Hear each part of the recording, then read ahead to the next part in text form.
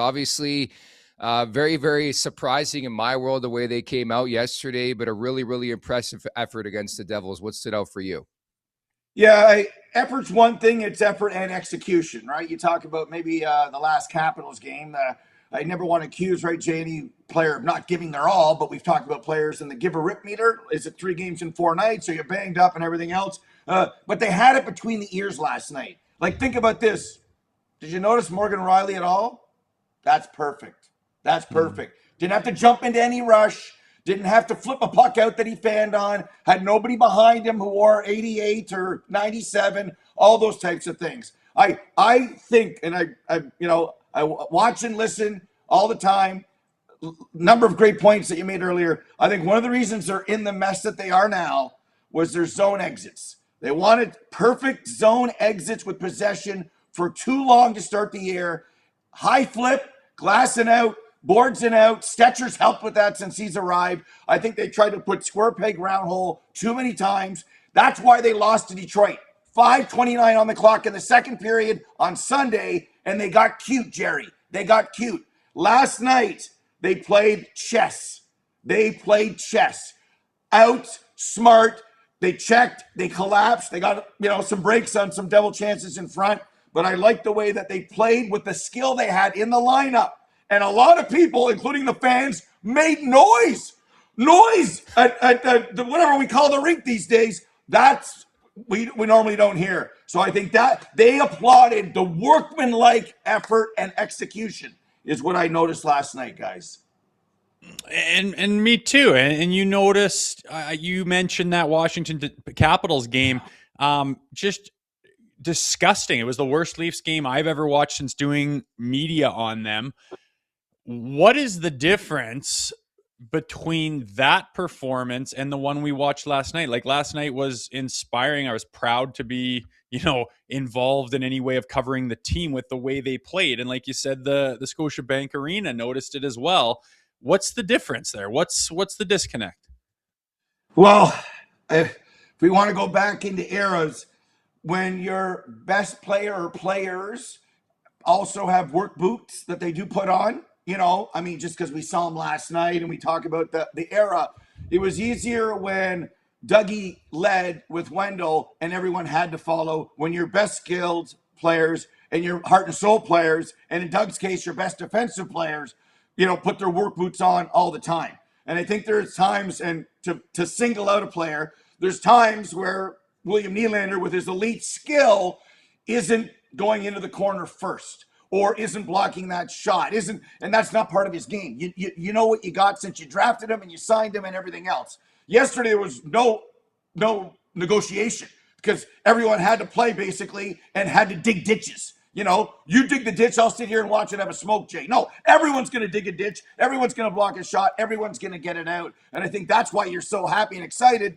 that in those other games, it was the give a rip meter and compete meter that wasn't always pinned. It was like Alexei Kovalev like at times. So that's what they are. What they've realized is they have 2 lines when everyone's healthy, missing one big player, and they've got 2 fourth lines. That's like they don't have a third line. They have 2 fourth lines. And when everyone's healthy, it's a pretty good defense. And they have goaltending. They shouldn't be +3. But they've put themselves in this spot, and they'll get out of it by digging ditches, getting pucks out, and playing more of last night hockey than the game that you alluded to against Washington. The math is 95 points. That's +13. They're +3. They got to play close to 600 hockey the rest of the way. That's going to be difficult. So are you saying that there's no coincidence that those 2 big dogs are out of the lineup and they play that kind of an effort? Do you think those guys are capable of it, or is that just not in their DNA? Can they play that style of hockey with those guys in the lineup?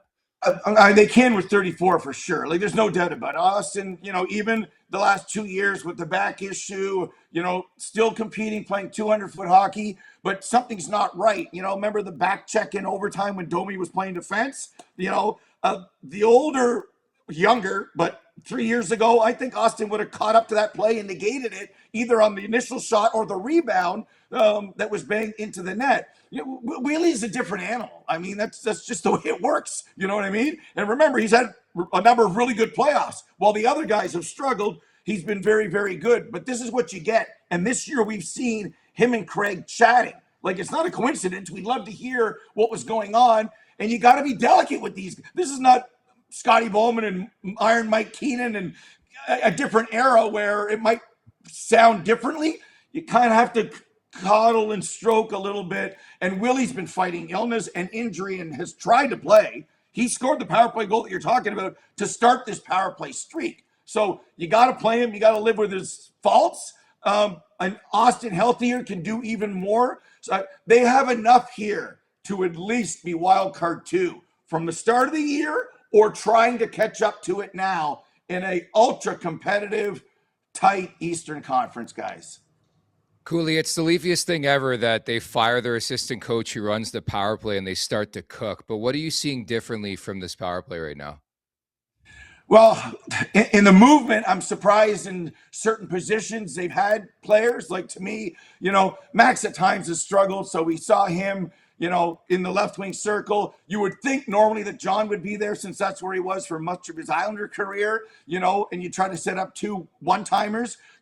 When you've got a one-timer option in the right wing circle and the left wing circle, anyone can kind of be in the bumper. To me, when you're looking at success, you're talking about, power play 2.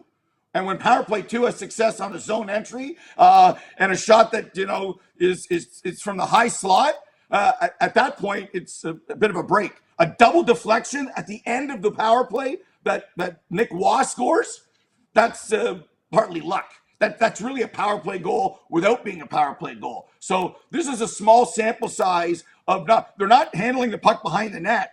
They're not double layered the screens in front of the net and tipping in pucks. All we're seeing right now is a little early, I'd call it puck luck that they didn't have before. And what has worked out for whatever reason is the zone entries.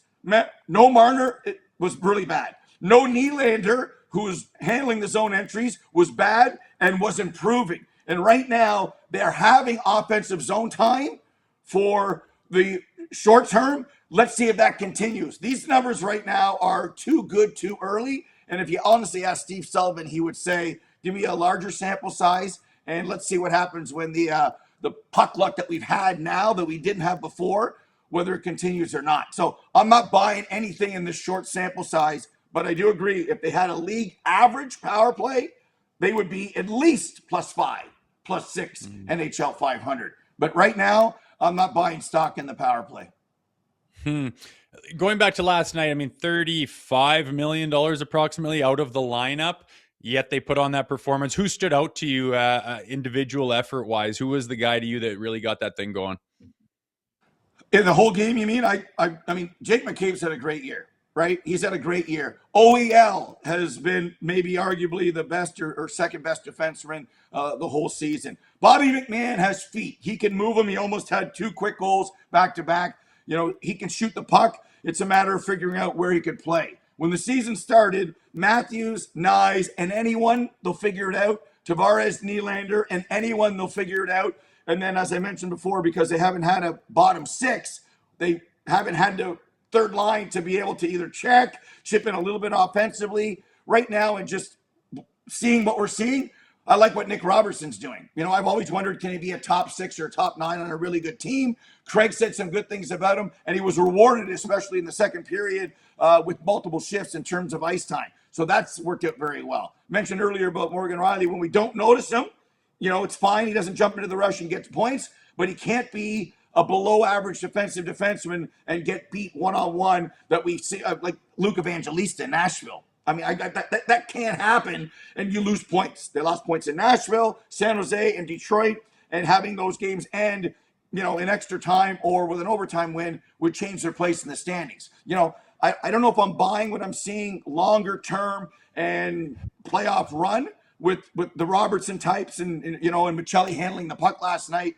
But the defense I do buy when Carlo's there, when Tanev is there. They have some depth. I believe they have the goaltending, and those things will bode well when they start playing road games to make up the schedule against really good teams. Look who they have not played yet in their building. It's going to get so tough when the calendar turns for Toronto, and they're going to be up against it. But what OEL, McCabe has done, and on a small sample size, last night you mentioned Waugh and what 89 did, it's good. It's good. I just don't know whether I'm buying that longer term moving forward, gentlemen. Oh, trust me, I just went over the schedule in the month of January, 16 games. They play some juggernaut teams. When I say the name Matthew Knies, what comes to mind? I took some heat earlier on because I tried to compare him in some light to Wendel Clark, but this guy's a throwback, right? Yeah, he as much as you can be a throwback right now. And I know where you're going with the Wendel stuff, and it's sometimes we say things to create a little bit of a spark, right, Nick? That's just the way it works. I agree. And then last night he did you a favor. He did you a favor because he fought. You want to go? You want to go? Bang, bang, and he scrapped. Now I don't know if I want, and then he took a penalty, so he missed 7 minutes of the third, but made a statement and then ended things officially with the empty net goal. They're lucky to have him. Second round pick. They made their choice. And when you talk about drafting and developing, he's homegrown.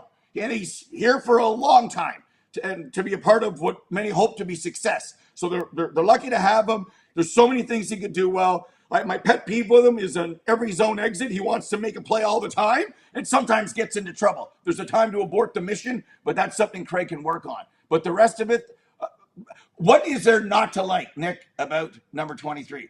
To be honest with you, they're lucky to have him. He's got the skill set. He can check. He can get to the front of the net. He's got a great shot. He's got amazing skill. And the future is even brighter than it is now. So when he gets everyone back in the lineup, he's an option. And I'm not a power play 1 and power play 2 guy when Savvy split it up.